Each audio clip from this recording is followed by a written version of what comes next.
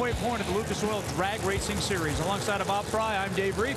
We already met Jamie Howe, and it's time for the man we just met, Fred Hagen, already back on the starting line, ready for round number 2, set to take on Thomas Carter from Victoria, Texas. This is the ladder where Todd Venny and John Bojek will pick his lanes.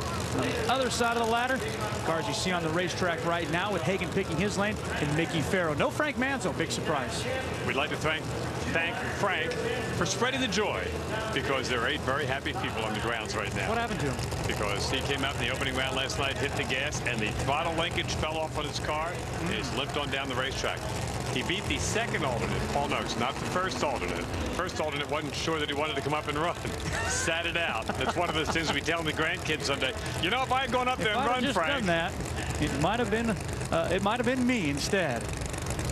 And there's the jawbreaker car here as we're now on Sunday. With the weather conditions here, we should note that these guys lost some qualifying passes, and it's been kind of a game of catch-up. Cool yesterday, a lot warmer today. Yeah, it is. As Fred Hagen Sr. goes back there and activates the computer for Junior, it's a wide open field right now. There are virtually 8 guys here that can win this thing with Frank sitting on the sidelines. Actually, Frank's probably sitting about exit 4 in the turnpike right now. Red light, good night for Thomas Carter. Fred Hagen will move on into the semifinals. Let's check his number. Another solid one, 554, 259 miles an hour.